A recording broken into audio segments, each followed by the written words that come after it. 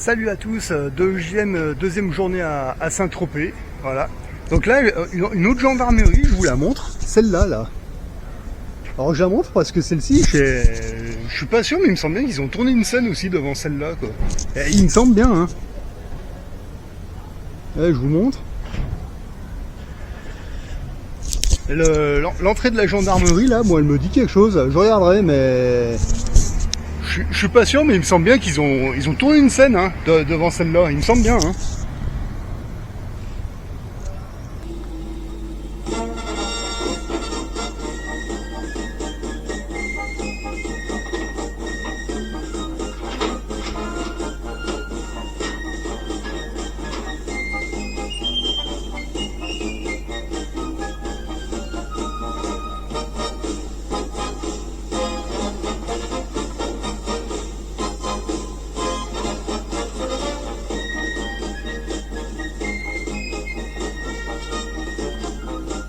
Vous n'avez pas la nostalgie de notre ancien local, Cruchot?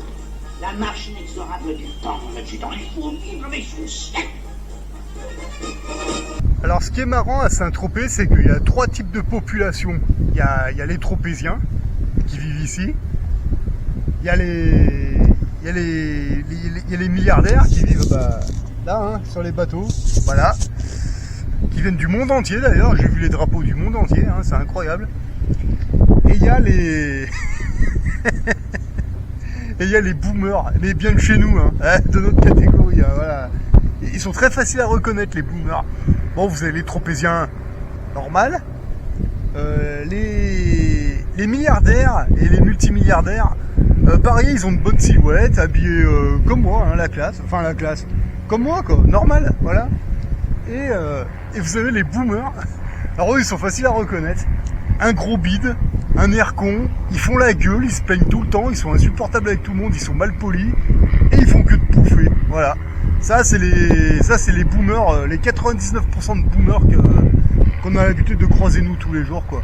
Les 1% de boomers, on va dire, ils sont sur ces magnifiques bateaux, là, voilà. Il y en a certains qui mettent leur bateau en location. Oh là là, ouais, effectivement, là on est sur du lourd. Les 99% de boomers que nous on croise, c'est de la merde, d'accord? Ouais, encore une fois, hein, ils sont gros, ils sont cons, ils font la gueule. Ici tout le monde s'en plaint, ils sont mal polis avec tout le monde, c'est infernal, quoi. En fait, ils viennent ici pour jouer les riches, mais non, attends. Les riches, ils sont pas comme ça déjà. Enfin, les riches, ils sont polis avec tout le monde, ils disent bonjour, ils sont humbles, ils pètent pas plus haut que leur cul, ils sont vraiment très sympathiques. Ça m'a surpris d'ailleurs, et non mais vraiment, hein. Voilà, c'est les boomers, hein, c'est ceux de chez nous là qui pètent plus haut que leur cul, là. C'est infernal. Enfin bon, bref, moi ceux que je rencontre, ils sont cool. Franchement, il y a pas de souci, quoi. Alors là, j'en ai vu aussi là des propriétaires de yachts, de yachts comme ça. Ils les mettent en location ces bateaux. Eh ben, je peux vous garantir que ah ouais, effectivement, hein, nous on est tout petit, tout rikiki à côté de ces mecs là. Hein. Donc là, vous voyez, la partie que je vous montre, c'est juste le port de Saint-Tropez, hein, c'est-à-dire toute la lignée là, comme ça c'est le port, ça c'est jusqu'à là-bas. Et après Saint-Tropez, vous avez la colline là. Et après, il y a encore tout là-bas derrière, c'est assez grand Saint-Tropez en fait. Hein. Et alors, d'après ce qu'on m'a expliqué, c'est là-bas, c'est derrière cette colline, et derrière l'autre aussi là-bas, il y a toutes les grandes villas là qui ont servi dans des films français. En fait, de toute façon, il y a énormément de films qui ont été tournés ici. Hein. Il y a la Cage aux Folles qui a été tournée dans le coin. Alors dans quel bâtiment c'était, je sais pas, mais je sais que c'était un de ceux-là. Mais j'arrive pas à savoir lequel c'est. Non, mais c'est bizarre de se retrouver quand on a vu les films, déjà les gendarmes, et puis qu'on se retrouve sur la scène, et puis qu'on voit l'arrière du décor, ça fait drôle. Hein. Alors après, ouais, au niveau des locations, que ce soit les yachts, les yachts, ou même les grandes villas qui ont servi à tourner dans des films français, hein, je pense notamment à celle là où ils ont tourné, il y a un ou deux films avec Daniel Auteuil, là, les Soudoués en vacances, vous vous souvenez, il y a un moment, ils arrivent dans une grande villa comme ça. Et ben cette villa, quand j'ai posé la question, elle serait juste là-bas derrière la colline, là-bas. Voilà. Et quand j'ai demandé, et apparemment celle-là il la loue, oui, comme une vingtaine d'autres, hein, comme ça. Putain, ça se fout combien ça? C'est un 350 000 € pour 10 jours. Je dis quoi? Attends, c'est une blague? Non, non, c'est sérieux. Il y a une vingtaine de grosses villas là-haut. Mais attention, hein, c'est pas des villas 100 mètres carrés. Non, non, non. Là, on parle de villas, c'est des... allez, on va dire 60 bonhommes, ils peuvent tenir sans problème. Hein. Voilà. C'est vraiment énorme. Et c'est des villas cultes parce qu'elles ont servi pour plusieurs films, plusieurs grands films français, comme ça. Ouais. Bah, si vous voulez la louer, 350 000 € pour 10 jours. Mais par contre, il faut attendre fin septembre parce que c'est tout plein. Putain. Non, non, mais c'est un autre monde, hein. Incroyable. Il y en a une vingtaine de baraques comme ça. 15 000 € pour 10 jours pour la plus petite. Et 350 000 pour la plus grosse. 10 jours, 15 jours. Hein. Ouais. Mais la cerise sur le gâteau, le pompon sur la Garonne, hein, comme dirait l'autre. Hein. Putain, c'est quand ils m'ont dit. Par contre, c'est tout pris jusqu'à fin septembre. C'est plein, c'est loué. Ah d'accord, ok. Il y a des mecs des groupes de gens qui louent des baraques de 350 000 € pour 10 jours. D'accord, ok, ça marche. Ouais, puis après on vient nous dire en France qu'on n'a pas de pognon. Bah bien sûr. Putain, quand je vois le pognon qui coule ici entre Saint-Tropez et La Ciotat, avec le chantier naval. Putain, mais attends, mais on se fout de notre gueule. Hein. C'est pour ça qu'il faut pas hésiter à se déplacer pour venir voir par soi-même. Et après, on se dit, mais putain, il va où tout ce pognon? C'est pas possible, quoi. C'est incroyable, quoi. Enfin bon. Voilà, puis après, ils vous disent, attention, hein, c'est 350 000 € de mai jusqu'à septembre. Alors après, c'est un peu moins cher. On passe à 220 000 l'année, je crois, et c'est 150 000 l'hiver pour 20 jours. Ouais, non mais attends, Jackie... À moins d'être à moins d'être 200 et puis de mettre 5 000 € chacun, ou je sais pas, enfin... Moi je vois pas l'intérêt. Parce que pour ce prix-là, moi je m'achète une baraque hein, dans mon coin. Enfin bon, il y en a apparemment, il y a un intérêt, je sais pas lequel, je sais pas. Bon, apparemment il y en a un, mais... Je sais pas. Peut-être que je comprendrai dans quelques années, peut-être que moi je comprendrai jamais, mais mon petit cousin qui prendra la relève s'il la reprend, peut-être que lui il va comprendre, j'en sais rien. Mais en tout cas, moi à mon niveau... Je comprends pas. Il y a des choses qui m'échappent. Hein. Alors là aujourd'hui je suis revenu ici, c'était parce que bon j'avais rendez-vous avec un gars là sur un yacht, là, un Italien qui m'avait donné des renseignements. Il y avait un truc que j'avais pas compris, je suis revenu le voir pour lui demander 2-3 trucs et puis là j'ai un peu mieux compris. Puis en même temps on a discuté un petit peu de tout et de rien et puis forcément il y a un moment il m'a dit mais là vous faites quoi vous exactement? Alors moi je lui ai expliqué un petit peu mes techniques, où j'en suis et ce que j'ai intention de faire, les projets et le reste. Et puis là il m'a raconté sa petite histoire. C'est super intéressant. Alors lui il m'a expliqué que lui il travaillait dans une entreprise, je sais plus ce que c'était, en Italie, une usine, hein, monsieur tout le monde, voilà, pendant... Bon, il est rentré dans cette boîte à 20 ans. Jusqu'à 50 ans, il a fait ça pendant 30 ans. Il occupait le poste de nettoyeur.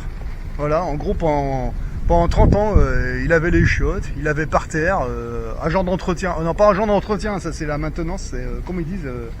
Je sais plus comment, il y a un terme, mais je me rappelle plus. Enfin bon, bref, il passait la serpillière. Voilà, c'était l'homme de ménage. Pendant 30 ans, il a fait ça. Et puis, alors lui, ce qu'il faisait, c'est que lui, il avait son boulot comme ça, bon... Ça se passait bien, hein. Et lui, à côté, ce qu'il faisait, c'est que il faisait un peu ce que moi je fais un petit peu avec les places de parking, mais lui, il faisait ça avec des terrains. Alors lui, il achetait des terrains et puis il les louait à des chasseurs, hein, parce que c'était un passionné de chasse. Voilà, donc lui, il faisait ça avec des terrains et il louait ça à des chasseurs, à des... Voilà. Donc c'était un petit peu le même principe. Bon, moi je fais la même chose, mais avec des places de parking, mais lui, il faisait ça avec des terrains, tout simplement, des prairies, des forêts, voilà. Pour la chasse notamment. Et en même temps, lui ce qu'il faisait, c'est que de temps en temps, quand il avait un petit peu trop, ce qu'il a fait, c'est qu'il achetait un petit peu des parts de... Il achetait un petit peu des actions de la boîte où il travaillait. Alors, des fois il avait... il avait 20 €, il prenait pour 20 € d'actions, puis le mois d'après il en prenait un peu plus, ça dépend. En fait il jouait avec les terrains, puis les actions de la boîte, comme ça pendant ouais, il m'a dit pendant 30 ans. Hein. Ouais c'est ça, pendant 30 ans. Pendant 30 ans il a fait ça. Et puis un beau jour, et c'est là que c'est marrant, c'est qu'un beau jour, il y a son chef qui est venu le voir là dans son local là comme ça. Et puis avec lui, il y avait le boss. Il y avait le boss de la boîte. Et puis il y avait le big boss de la boîte qui venait de Belgique ou d'Angleterre, je sais plus d'où exactement. Enfin bon bref. En général, les big boss, ils vont pas trop dans les locales de nettoyage, quoi. C'était la première fois qu'il voyait ça, quoi. Là, quand il a vu ça, il a dû se dire, oh, putain, j'ai dû en faire une belle, là. Voilà, donc les mecs, ils rentrent dans son local. Alors lui, bah, évidemment, hein, il voit les big boss arriver comme ça. Alors, tout de suite, lui, le premier réflexe, ça a été, putain, j'ai dû en faire une, mais une belle, là, parce que c'est pas normal, quoi. Quand il va arriver son chef, le boss, le big boss, et puis des gros, là, au local de nettoyage, ça lui a fait drôle. Il était, attends, mais ils viennent pas là normalement, les mecs, qu'est-ce qui se passe, quoi? Alors apparemment les mecs sont rentrés, alors lui tout de suite il voit son chef, mais qu'est-ce qui se passe là? Il fait une connerie ou quoi là?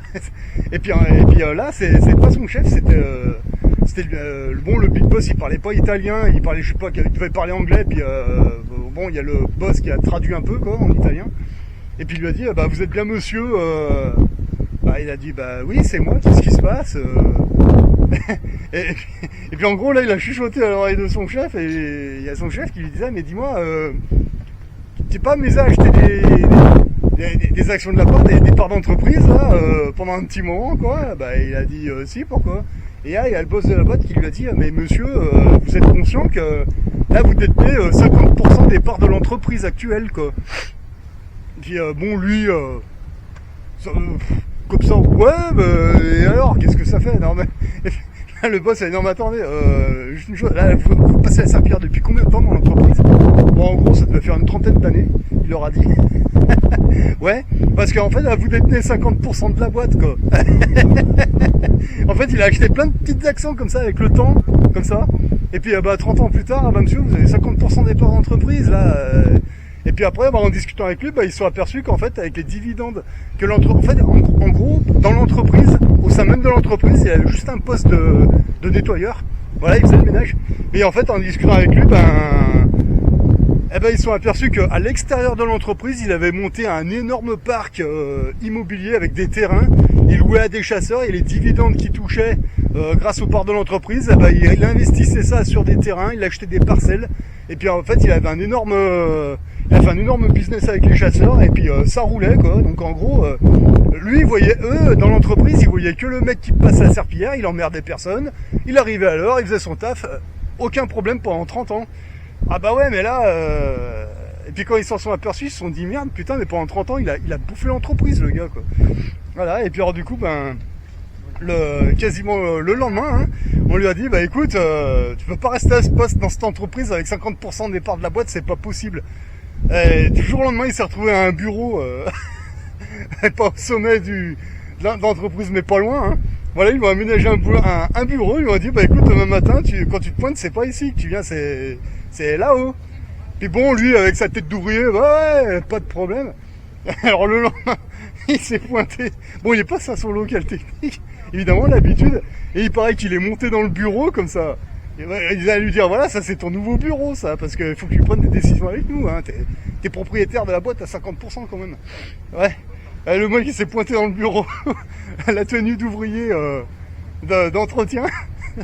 La serpillière sur le dos, oui, qu'est-ce qui se passe? Qu'est-ce que je fais là, quoi? Il paraît qu'ils lui ont dit, non, écoute, il faut pas t'habiller comme ça. Bon, tu vas venir avec nous, on va t'habiller parce que, non, attends, t'as pas compris, là. Putain, ça, c'est des histoires. Et quand les mecs comme ça, ils vous racontent des choses comme ça, mais c'est incroyable, quoi. Vous voyez? Et dans ce genre de bled, les gens que je rencontre, ils ont tous des histoires comme ça. Ils ont commencé ouvriers, ils ont fait des trucs, et puis avec le temps, sans même s'en rendre compte, ils ont retrouvé de tout en bas jusqu'à, pas tout en haut, mais pas loin, quoi. Ils ont fait la moitié du chemin, quoi. Et aujourd'hui, ils détiennent encore plus d'actions de leur entreprise, donc ils y retournent encore, ils bossent avec les anciennes boîtes avec lesquelles ils ont travaillé, ils sont patrons de leur yacht, ils investissent dans plein de trucs, ils font plein de trucs, mais c'est incroyable, quoi. Et c'est pas du tout des consommateurs, hein. C'est vraiment hallucinant. Enfin bon, moi les gars qui sont comme ça, moi je les respecte. Ceux-là. Franchement, c'est nos instructeurs, on a tout à apprendre de ces gars-là, quoi.